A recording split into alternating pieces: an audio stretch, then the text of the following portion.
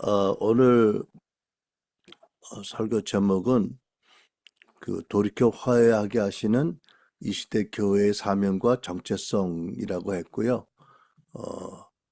부제목으로는 엘리야의 권능으로 세례보다 더 큰 자의 정체성으로 이렇게 달아봤습니다.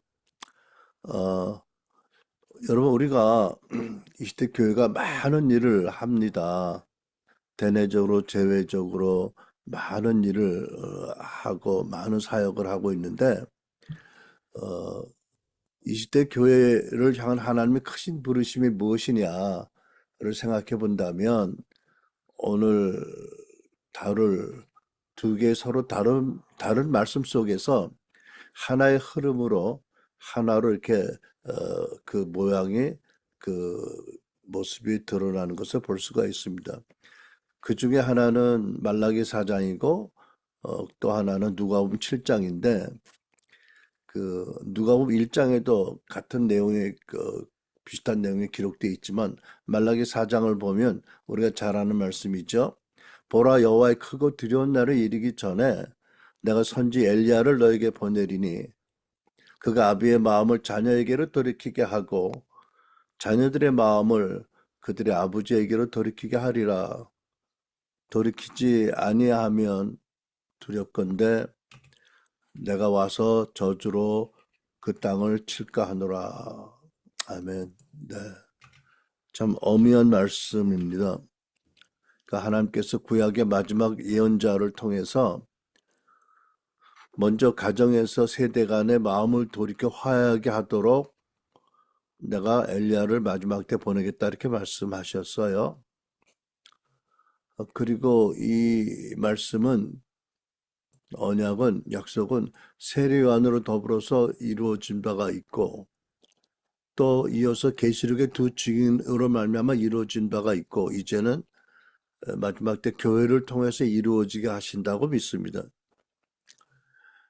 두 말씀 중에 다른 하나는 누가복음 7장에 기록된 그 전혀 새로운 신자의 정체성입니다. 세례 요한에게 관한 말씀이죠. 요한이 또 보낸 자가 떠난 후에 요한이 보낸 제자가 둘이 와서 이렇게 물었죠. 우리가 기다릴 분이 메시아가 당신입니까? 아니면 우리가 다른 일을 기다리오리까? 라고 물었어요. 예수께서 너희는 보고 들은 것을 가서 고하라. 소경의 눈을 뜨고 절름발이가 걸으며 죽은 자가 살아나고 가난한 자에게 복음을 전파된다. 보았지 않느냐? 가서 요한에게 고하라고 하신 다음에 그들이 떠난 다음에 예수께서 무리에게 요한에 대해서 말씀하시되 너희가 무엇을 보려고 광야에 나갔더냐? 바람에 흔들리는 갈대냐? 그러면 너희가 무엇을 보려고 나갔더냐? 부드러운 옷을 입은 사람이냐? 보라, 화려한 옷을 입고 사치하게 지내는 자는 왕궁에 있느니라. 그러면 너희가 무엇을 보려고 나갔더냐? 선지자냐? 옳다 내가 너희에게 이르노니 선지자보다 훌륭한 자니라. 기록된 바 보라, 내가 내 사자를 네 앞에 보내리니 그가 네 앞에서 네 길을 준비하리라 한 것이 이 사람에 대한 말씀이라. 내가 너에게 말하노니 여자가 낳은 자 중에 요한보다 큰 자가 없도다. 그러나 하나님의 나라에서는 극히 작은 자라도 그보다 크니라 하시니라. 여러분, 엄청난 말씀을 하셨어요. 그죠? 세례 요한이 그때까지 여자가 낳은 자 중에 가장 큰 자인데 그러나 하나님 나라에 속한 자들이 아무리 적어도 요한보다 더 큰 자다라고 하셔서 하나님은 어떠한 은총을 베푸셨는지를 밝히 알게 하셨잖아요. 근데 이제 우리가 이 두 말씀을 따라 보면 뭐 여러 가지로 해석할 수 있지만 같이 보면 이런 거예요. 하나는 우리 교회의 사명에 대한 말씀이다. 또 하나는 우리 교회 정체성과 신분에 대한 말씀이다. 그래서 오늘 핵심은 뭐 이것입니다. 하나님께서 오늘날 시대 교회들에게 우리에게 구약의 엘리야의 권능과 그 심령을 주시고 사명을 주시고 그래서 모든 사람을 하나님께 화해케 하시고 동시에 예수님을 통해서 하나님 나라에 속한 가장 적은 자라도 세례요한보다 큰 자라는 전혀 상상하지 못할 새로운 정체성과 엄청난 은총을 부어주셨다는 것을 알게 됐잖아요. 그러니까 이 엘리야와 세례 요한을 통해서 보이신 그 사명이 크고 엄청나지만 그 사명을 감당할 수 있는 그 능력과 신분은 우리에게 있는 것이 아니라 하나님께서 우리에게 주신 엄청난 충만함이 있다. 이것을 믿어야 된다라는 것이지요. 이 두 가지를 함께 볼 때 우리는 교회로서 공동체적으로 뿐만 아니라 개인으로서 하나님을 속한 작은 자로서 이 사명을 두려움이 아니라 감사와 은총으로 이루어갈 수 있겠다는 말씀입니다. 먼저 우리가 엘리야의 사명을 생각해 보면 구약의 엘리야는 배도한 이스라엘 백성을 하나님께로 돌이키게 한 사람이 있잖아요. 갈멜산의 엄청난 영적 전쟁의 대승리를 통해서 이세벨과 바알의 선지자들 850명을 하나님의 거룩한 불이 떨어지자 다 몰살시키고 그 엄청난 사건의 목격자인 이스라엘 백성들이 다 땅에 엎드려 하나님께 눈물 흘리고 회개하고 돌이키게 한 사건이었습니다. 근데 이제 엘리야를 다시 보내리라고 했을 때 하나님께서 그 엘리야를 어떻게 보내셨느냐? 우리가 믿는 것은 세례 요한을 통해서 먼저 이루게 하셨다라는 거지요. 근데 이제 우리가 엘리야의 사명을 보면 우상 숭배자들에게는 심판을 집행하셨지만 하나님의 백성들에게는 심판이 아니라 회개하는 은총을 부으신 사건이에요. 그죠? 그래서 돌이키게 했다는 말씀입니다. 이스라엘 백성들이 그렇게 하나님께서 선지자들 보내시고 계속 말씀하시는데도 배도하고 가증한 일을 행했는데 하나님께서 선지 엘리야를 통해서 그들을 돌이키게 하셨다. 그러니까 이 놀라운 엘리야의 원형을 성경에 기록하게 하시고 마지막 때 엘리야를 다시 보내겠다고 하셨어요. 근데 예수님의 말씀에 의하면 그 보내리라고 하신 세례 요한이 엘리야의 심령을 입은 자로 엘리야의 보내심을 받아서 왔다고 말씀하세요. 근데 이제 세례 요한에 대한 성경 말씀을 보면 또 흥미로운 그 긴장과 충돌이 있어요. 예수님은 세례 요한을 보내시리란 엘리야라고 하셨고 세례 요한은 본인은 나는 엘리야가 아니다라고 부인을 했어요. 그러니까 표면적으로 충돌같이 보이는데 사실은 진리를 말하는 하나의 완성이다라고 볼 수 있는 것입니다. 그것을 이해할 수 있는 키 구절이 뭐냐면 누가복음 1장 17절이에요. 그러니까 천사 가브리엘이 세례 요한의 아버지에게 전한 메시지잖아요.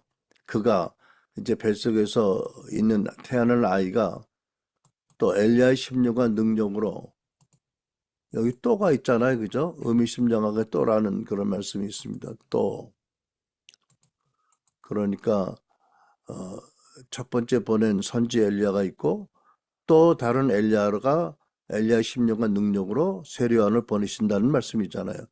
주 앞에 보내서 가서 그가 아버지 마음을 자녀에게로 거스리는 자를 의인의 슬기로 돌아오게 하고 이제 성육신하실 메시아를 주를 위하여 세운 백성을 세례 요한이 준비하게 하리라고 천사가 전했어요.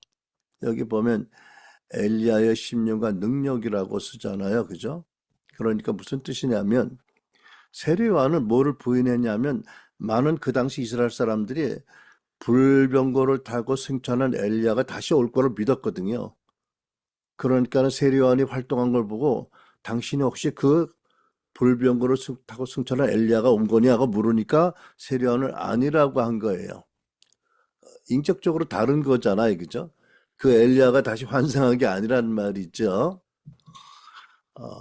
그러니까 인격적으로 다른 엘리야다. 그런데 기능적으로 사명적으로 똑같은 엘리야다. 이런 이제 내용을 말을 한 거죠. 그러니까 그 세례 요한과 엘리야는 그 외적인 모습도 거의 비슷해요, 사실. 그러니까 제가 이해하기로는 엘리야가 아마 그렇게 내려온 말씀으로 또 구전으로 내려온 세례 요한이 엘리야의 모습을 본딴 게 아닐까. 뭐 이런 생각을 해보는데, 물론 뭐 본인은 감동을 받아서 했겠지만 아무튼 뭐 가죽들 띄고 거친 옷을 입고 뭐 이렇게 했잖아요. 근데 또 성격적으로 담대함도 같아요. 그죠? 사역에 대한 그런 그 동일한 심령이 있어요. 회개를 촉구하고 정의, 말씀의 정의를 추구하는 것 똑같은 심령이 가진 것을 드러내고 있어요. 그런데 이제 그 구약의 엘리야가 세례 요한에게 하나님께서 엘리야의 그 권능과 또 심령을 주시고 세례 요한을 보내셨는데 우리는 어떻게 믿냐면 계시록의 두 증인도 역시 엘리야의 권능과 심령을 가지고 보냄받은 자다라고 믿습니다. 이거 좀 설명이 좀 필요한데 자세히 설명해 보도록 하겠습니다. 계시록 11장을 보면 그 예루살렘의 그 심판, 그 로마 7군단의 디도에 의해서 예루살렘과 이스라엘 성전이 철저히 무너진 그 대파멸의 사건 때에 계시록 11장에 보면 두 증인이 나오거든요. 근데 그들이 표적을 행하고 하늘을 닫았고 물을 피로 변하게 했고 물을 피로 변하게 한 것은 구약의 모세의 표적과 같고요. 하늘을 닫은 것은 엘리야가 닫기를 구하노니 3년간 비가 내리지 않았다는 그 말씀이 생각나게 하는 그 역사잖아요. 그러니까 계시록의 그 증인이 나가서 죽임당하고 시체가 버림받을 방치되고 부활하고 승천했다라는 것을 우리는 이렇게 해석을 해요. 예루살렘의 구약의 종교 시스템이 무너졌다. 그리고 온 세상이 이제 하나님의 통치와 나라가 말씀이 끝났다고 여겼을 때 그 말씀이 예수 그리스도 안에서 다시 살아났고 그리고 승천과 하늘의 권위를 올려줬고 오늘날 성령 받은 교회를 통해서 이 계시록의 그 증인의 역사가 증거가 계속 선포되고 있다라고 믿거든요. 여러분, 저 무슨 말씀을 하는 거라고 생각할지 모르는데 이제 제가 믿는 그 종말론은 승리적 종말론 또는 부분 성취주의적 종말론이라고 하는 거거든요. 근데 한국의 크리스찬들이 제가 보기에 85% 내지 90%는 세대주의 종말론을 믿어요. 심지어 근래 마이크 비클 같은 사람도 열심히 그걸 전했고요. 많은 이단 위협적인 종말론 두려움을 주는 사람 다 세대주의적 종말론을 믿는데 저는 그렇게 안 믿거든요. 이전에 계셨던 교인들이 있을 때 한번 제가 이렇게 가르친 적이 있는데 여러분 중에는 그때 계셨는지 들으셨는지 모르지만 아마 안 들으신 분도 있을 것 같아 좀 설명을 할 겁니다. 이 부분주의적, 부분 정치적, 승리적 종말론은 이런 거예요.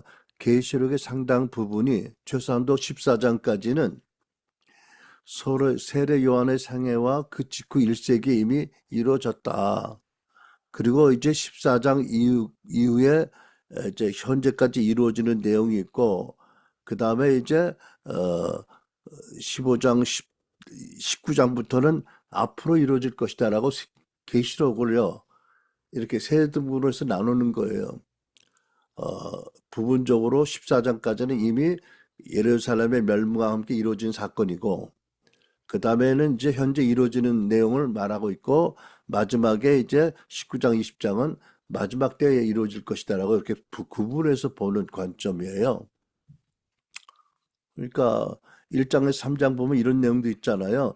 소아시아 7교회에 편지를 보낸 것이다. 그때 1세기에 실제했던 교회들에게 보낸 메시지잖아요. 아무튼 그래서 설명하는데 시간이 많이 넘어가는데 나중에 다시 말씀드리기 원하지만 아무튼 19장에는 예수님의 재림과 어린 양의 혼인잔치를 묘사하고 미래에 일어날 사건이다. 20장은 그 천년 통치와 최후의 심판을 다룬다. 21장에서 22장 마지막 새 하늘과 새 땅에 대한 예언의 말씀이 있다. 앞으로 이루어질 미래에 대한 약속의 말씀이다. 이렇게 보는 거죠. 그러니까 결론적으로 제가 믿는 부분적 성취주의, 승리적 종말론은 요한계시록 14장까지의 내용은 주로 이미 역사에서 성취되었고 15장부터 이제 하나님 나라가 계속 현재적으로 확장되고 또 그 다음에 예수님의 재림과 더불어 마지막 때 이루어질 내용을 포함하고 있다라고 보거든요. 그러니까 우리는 이 예루살렘의 두 증인이 누구냐? 우리는 역사적인 인물이라고 보지 않고요. 이렇게 봅니다. 여러분 그 로마 7군단이 예루살렘을 포위하고 엄청 오랜 시간 동안 압박을 가했거든요. 그러니까 그 안에서 많은 흉흉한 소문이 있고 많은 불길한 뭐 여러 가지 이단도 일어났는데 그때 하나님께서 아니다 이것은 구약의 선지자들이 경고한 심판이다 라는 것을 어, 전하게 했어요. 많은 사람을 통해서 어, 그리고 회개해야 된다. 그래서 육체적으로 살육당하기 전에 많은 사람을 가능한 한 많은 구원받은 사람을 회개케 하신 역사가 있었다. 그리고 완전히 무너지고 다 죽임을 당했지만 그 전에 하나님께서 말하자면 포위된 성 안에서의 그 절박한 가운데 그 구약의 선지자의 증인과 이 심판의 내용을 깨닫게 하고 회개케 하는 역사가 있었다. 이것을 계시록은 두 증인이라는 인격화해서 설명하고 있다라는 거거든요. 자, 그것이 이제 구약의 엘리야가 신약의 세리요한에게 일단 그 심령과 권능으로 재현되었고 예루살렘 그 참혹한 멸망 전에 그 종말적인 상황 가운데서 하나님의 그 회개를 촉구하게 하시는 말하자면 많은 가르침이 돌아다니게 하셨는데 그때 두 증인이라고 인격화시켜 설명한 거고 이제는 마지막 때 교회인 거죠.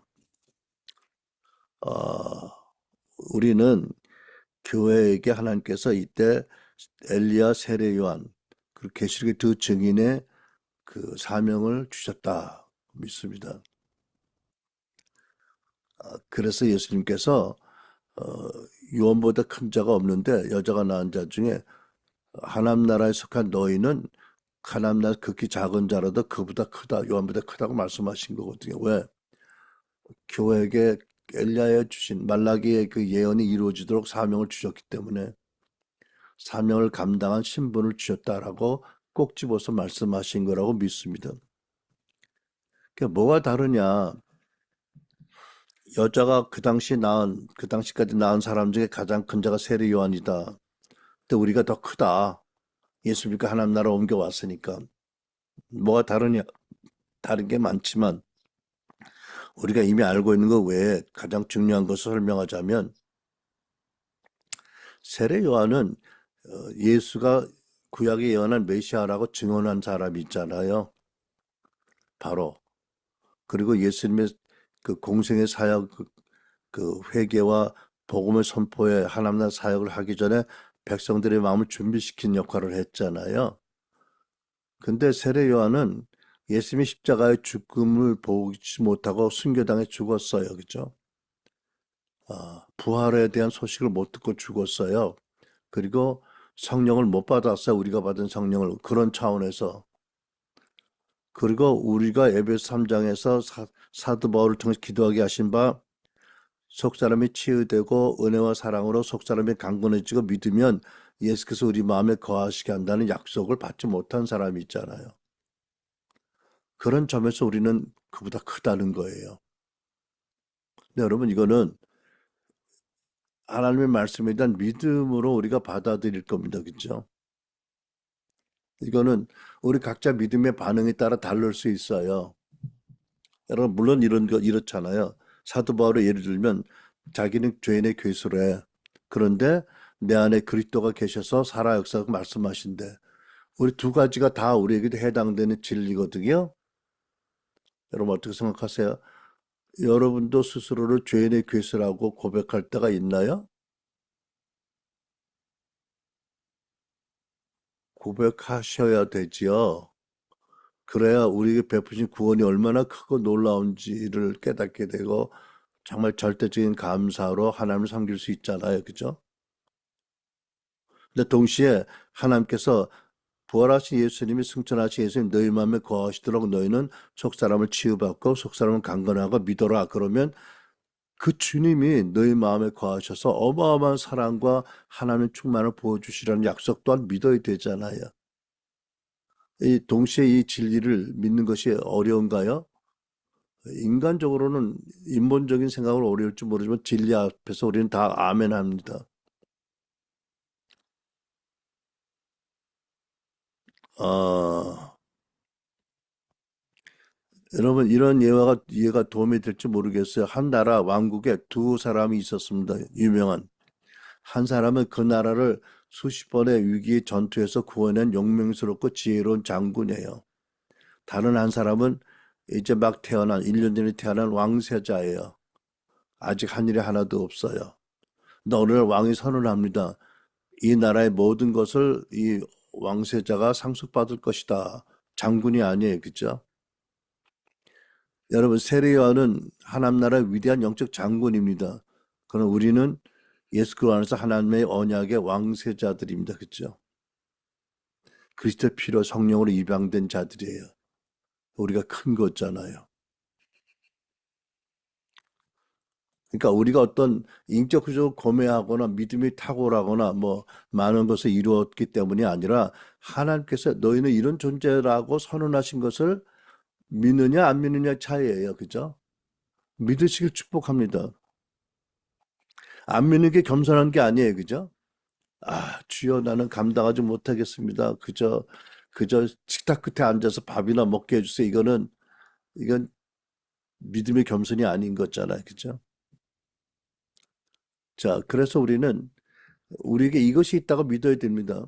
마지막 때 교회로서 이론으로서 우리에게 엘리야의 권능과 심령을 하나님 주신다. 그리고 유언보다 더 큰 정체성을 주신다. 우리는 이것에 부디 아멘 하셔야 됩니다. 아, 근데 여러분 이것에 아멘 한다면 우리는 어떻게 이 시대를 살아가는 모습을 보일 것인가? 첫째는 엘리야의 심령으로 화해와 돌이킴과 화해의 다리를 놓는 일을 할 거예요. 그죠? 우선 가정에서 우리 부모와 자식 가운데 화해와 돌이킴의 다리를 놓을 거고 또 불신자들에게 복음을 전하고 중보함으로 저들이 하나님과 화해하고 돌이키도록 다리를 놓을 거잖아요. 그 다음에 화평이 필요한 곳에 분열이 있는 곳에 우리가 서로 화평하도록 돌이키고 화해하도록 다리를 놓는 일을 할 것입니다. 그렇죠? 그러니까 세례 요한의 심령과 권능을 받은 사람들은 이 뭐지? 분열을 일으키지 않아요. 어제 우리 딸이 이제 그동안에 제주도 갔다 부산 갔다 올라왔거든요. 그 이제 제가 차 타고 오다가 애들아 손주들한테 어땠냐 부산 숙소는 어땠고 제주도 어땠냐 그랬더니 얘들이 이러더라고. 엄마가 할아버지 호텔 방을 부산 와서 3번 옮겼어요. 그래가지고 한쪽은 바다가 보이고 한쪽은 산이 보이는 방에서 잤대. 그랬더니 나중에 그랬더니 이제 세탁방에 가면서 그러더라고.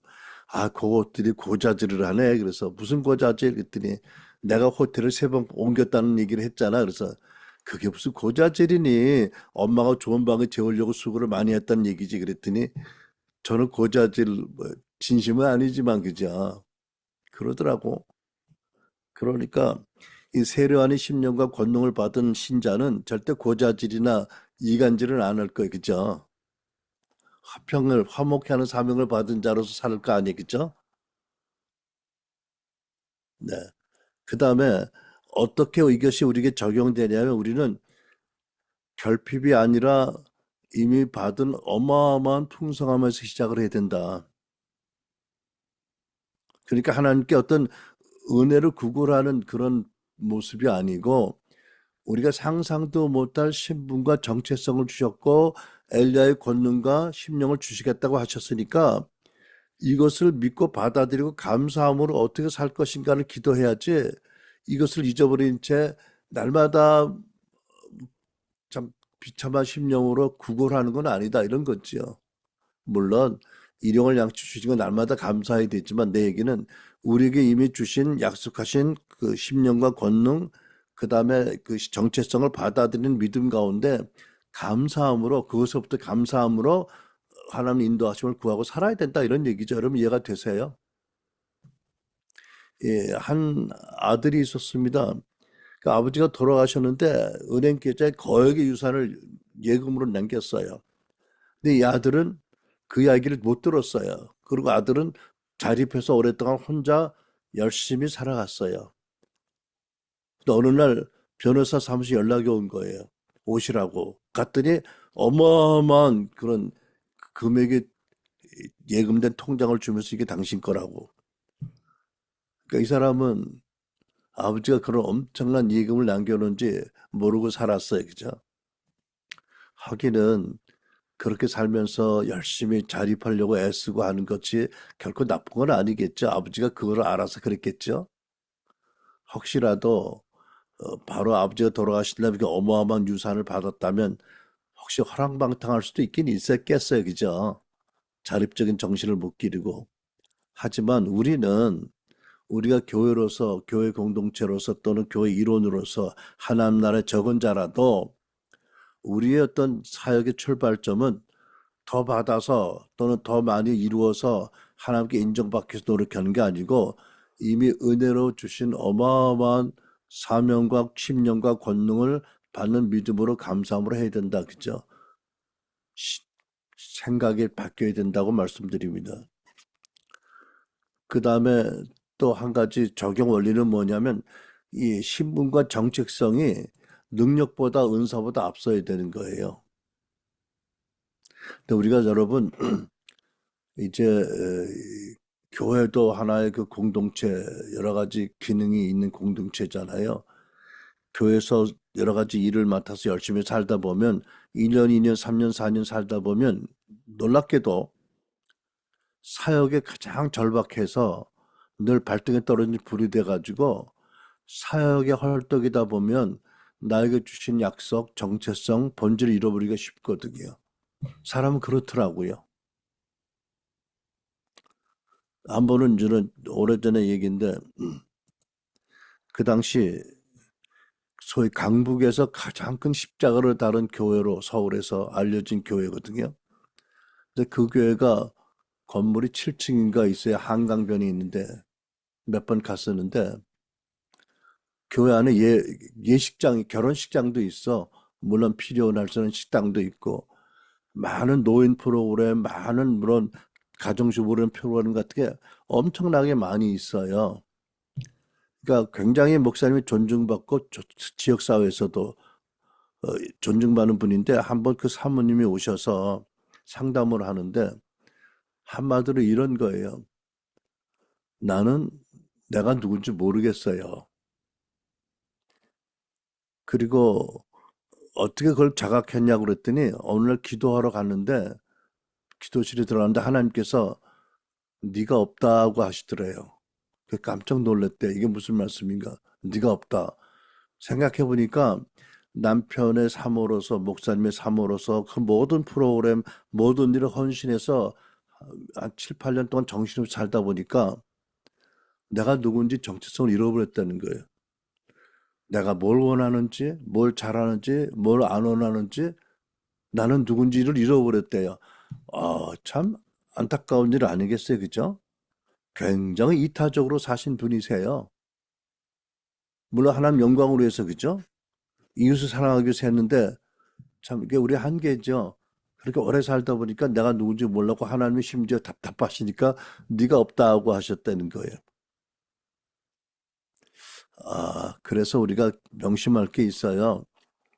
우리의 사명과 사역과 은사 전에 내가 누구인가의 정체성을 바로 알고 지키는 게 굉장히 중요하다.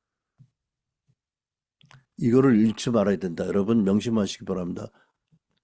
그러니까 결론적으로 여러분 보세요. 하나님 구약에 엘리야를 보내셔서 돌이키게 하셨죠. 엄청난 그 심령과 권능을 주셔서 그리고 예수님 공생애 전에 철임 전에 세례 요한을 보내셔서 사람의 마음을 하나님 나라의 복음을 받아 준비하게 하셨어요. 회개케 했잖아요. 엘리야의 권능과 심령을 가지고. 그 다음에 예루살렘 심판 대멸망 전에 그 성 안의 포위에 갇혀서 죽음에 떨던 이들에게 회개하도록 구원을 이루도록 그 두 증인, 그 구약의 모세와 모세 율법과 선지서를 대리하는, 표지하는 두 증인의 역사가 일어나서 많은 사람들이 비록 육신적으로 처참하게 죽음을 곧 당할지라도 그들이 하나님 나라의 구원을 받도록 하셨다. 두 증인이 있었다. 그리고 마지막 때는 이제 교회에게 엘리야의 심령과 권능을 주시고 이 사명을, 세례원의 사명을 주신다. 뭐죠? 불신앙에서 돌이키게 하는 것, 또 세대 간에 화해하게 하는 것, 화해한 세대가 함께 하나님께 나아가서 예배하게 하는 것을 주셨다. 근데 이것이 쉽지 않은 사명이다. 참 쉽지 않다. 마지막 때. 그래서 예수님께서는 너희들이 세례원부터 큰 자다. 하나님 보시기에 말씀하셨다고 믿습니다. 근데 여러분, 우리가 오늘날 우리 현실을 돌아보면 이런 말씀이 진리가 너무 멀게 느껴지기도 해요. 왜냐하면 요즘은 SNS 시대잖아요. 엄청난 정보와 영상들이 돌아다니지요. 이제 그러다 보면 교회에 대한 많은 것도 접하게 되는데 알고리즘으로 뜨겠죠. 안타깝게도 아름다운 소식보다 90%는 교회 부정, 불의, 죄에 대한 내용이에요. 이런 걸 보면서 과연 오늘날의 교회가 엘리야의 심령과 권능을 세례요한에게 주셨고 오늘날 두 증인을 세우셨고 오늘날 교회에게 주셨는데 그렇게 믿을 수가 어렵게 느껴져요. 저 솔직히. 과연 교회가 소정이 될까? 뭐 이런 절박한 의심을 가지고 있는 세대잖아요. 그러니까 저희가 이제 속사람의 치유를 하다가 성화의 복음이 회복돼야 교회 토대가 회복돼야 교회가 바로 선다. 이제 이런 메시지를 전하고 있잖아요. 그러면서도 우리는 하나님의 경륜을 보고 싶어요. 어떤 경륜이냐? 그 사도 바울의 그 변화, 성화의 기록을 보면 로마서 7장에 보면 그렇잖아요. 나는 말씀이 선한 말씀인 줄 안다. 말씀대로 살기 원한다. 최선을 다하는데 내 안에 악과 죄가 있어서 내가 말씀대로 못 산다. 정말 나는 죽고 싶다. 이 갈등으로. 오락 곤고한 사람으로다 누가 나를 이 사망의 몸에서 구원하라고 소리치잖아요. 저는 오늘 하나님의 교회가 하나님께 교회를 이 시대에 놓았다고 믿어요. 그래, 너희들의 그 뛰어나고 자랑하는 신학으로 그 많은 프로그램으로 너희들이 열심으로 한번 해봐. 하나님의 부르심을 감당해봐. 근데 오늘날 교회를 보면 저는 글쎄요. 오라 곤고한 자로다라고 외치는 사람들이 있고 많은 사람들은 서서히 가열되는 비커 안에는 개구리처럼 죽어가는지도 모르지 않나 하는 의심도 들긴 해요. 하지만 시대적으로 보면 하나님 교회라고는 철저한 자기 포기, 자력의 포기, 절망 가운데 누고 계시다. 왜냐하면 나는 거기서 소망을 보거든요. 그래? 그 많은 프로그램, 그 깊은 자랑하는 신학 안 되지? 그러면 내가 할게. 그래서 사망의 몸이라고 몸부림칠 때 문득 무엇을 깨닫게 하시냐면 그러나 결코 정잠이 없다. 왜 예수의 보혈이 여전히 유효하다. 너희들 그 안에 있다. 그리고 성령의 법이 이제 크게 일어날 것이다. 어떻게? 네가 자력지를 포기하고 스스로 이루겠다는 것을 포기하면 나의 성령이 크게 그 생명의 법을 왕성하게 하리라. 마치 이런 거거든요. 사도 바울도 그렇고 베드로 똑같아요. 자력지를 열심히 하다가 베드로도 그랬잖아요. 그죠? 이들은 다 당신을 버리지라도 나는 버리지 않는다고 큰 소리 쳤지요. 자력주의예요. 그죠?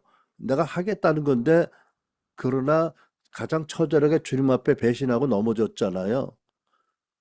그렇기 때문에 자신의 안에 아무 선한 것이 없다. 아무리 자기가 하나님의 사도로 세움받고 예수의 사도로 최선을 다했지만 결국은 내 안에는 은혜가 아니면 아무것도 안 되는 절박함을 깨닫게 한 다음에 성령이 오고 오순절 성령 온 다음에 성령의 사람으로 거듭났잖아요. 나는 교회 역사 가운데 그 일을 하나님이 행하신다고 보고 싶은 거예요. 보는 거예요. 이 교회 마지막 때 이 처절하고 수치스러운 모습이 오라 권고한 자로다 누가 이 사망이면 나를 건져내고 소리치면 하나님께서 그래 그래도 너희는 그래도 예수 안에 있기 때문에 정죄는 안 당한다. 내 사랑에서 끊을 자가 아무도 없다.